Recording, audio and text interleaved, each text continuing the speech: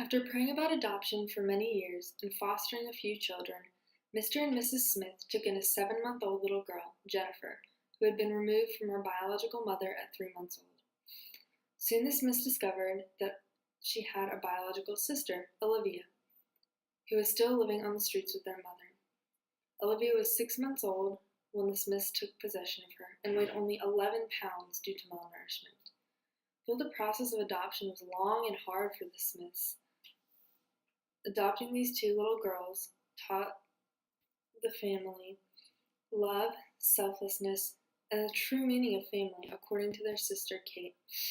When the judge finally signed off on the adoption after nearly 2.5 years of court battles, he said the Smiths had quite literally given Jennifer and Olivia a second chance. Though Jennifer and Olivia found a forever home with the Smiths, most children in their circumstances would have been placed into foster care. According to ABC News, more than 500,000 children are in foster care in the United States today. Jennifer and Olivia could have been among them. The American foster care system is broken, but we do not have to sit idly by while thousands of children suffer. Even as college students, we can impact children's lives by volunteering to tutor and mentor them. When I first chose this topic, I thought it would be interesting because I have friends and relatives who are adopted. However, as I researched and learned more about the foster care system, I found that I can do plenty to help out right now. First, I will describe how the foster care system is set up, its goals, and how it functions. Second, I will examine the problems associated with the foster care system and how they affect children in the system. Third, I will discuss what we can do now as college students to help the situation. The foster care system is designed to be a safe haven for children who have been removed from dangerous or abusive homes. Child Protective Services, or CPS, carries out the removal of children from these homes. According to the CPS Guide for Caseworkers, a caseworker must walk a fine line between following the legal mandate to protect maltreated children, but also recognize parents' rights to raise their children as they deem appropriate. This makes a caseworker's job extremely difficult, especially since all situations come with a unique set of circumstances. According to one of my friends who adopted the child she fostered, CPS could have handled things better, faster, and smarter, but everyone had good intentions. Though the foster care system and CPS were originally created to save children, there are many problems that make it impossible to fulfill its purpose.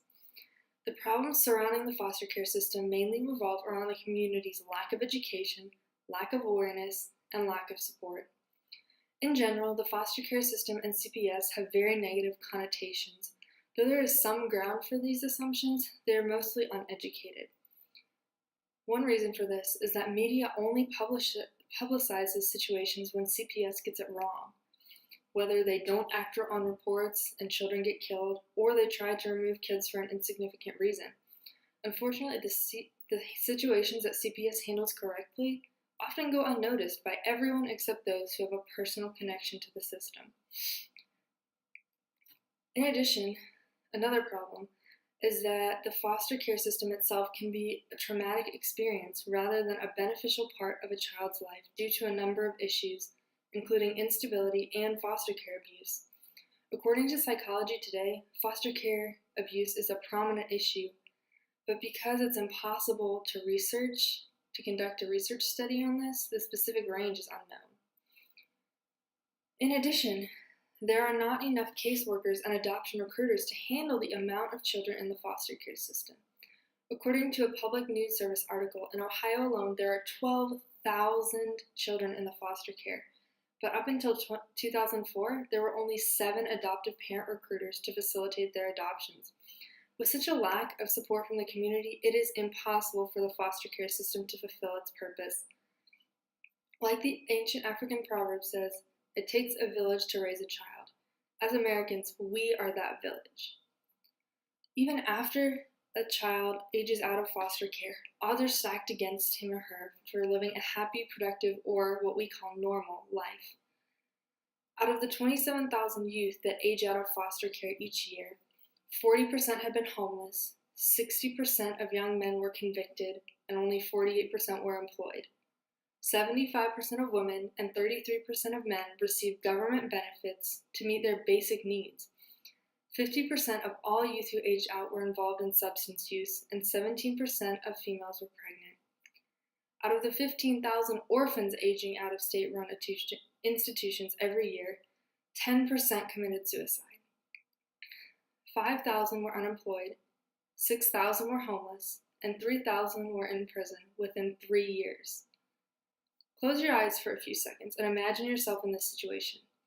All of your life, you have been passed around from house to house to house after being taken away from your family. From the very beginning, you have felt unwanted and unloved. Now you have turned 18, and even the inconsistent system that supported you for years has turned its back on you. Instead of sitting in this classroom right now with the opportunity to learn and succeed, you are sitting outside in the cold, wondering where your next meal will come from and what you will do. If someone could have prevented you from being in this situation, wouldn't you have wanted that? While we may be able to donate, foster, or adopt later in life, most of us aren't thinking about that right now. However, we can still do plenty to help. One way we can help is by tutoring kids to improve their chances of succeeding in school.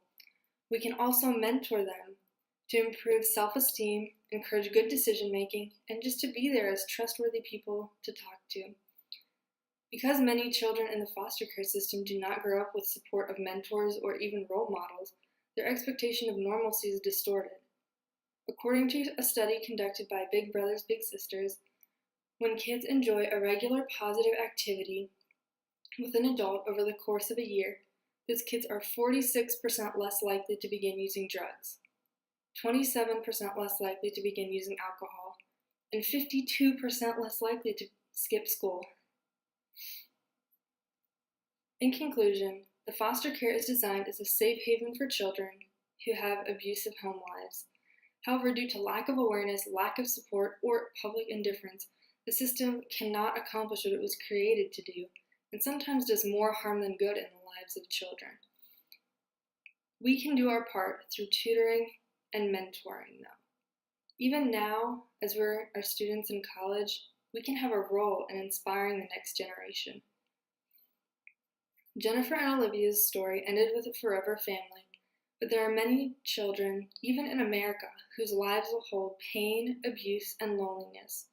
We as a society have become indifferent to the needs of children in the foster care system, but it doesn't have to be this way. We can influence the next generation of foster children by giving of our time to tutor and mentor them. Thank you.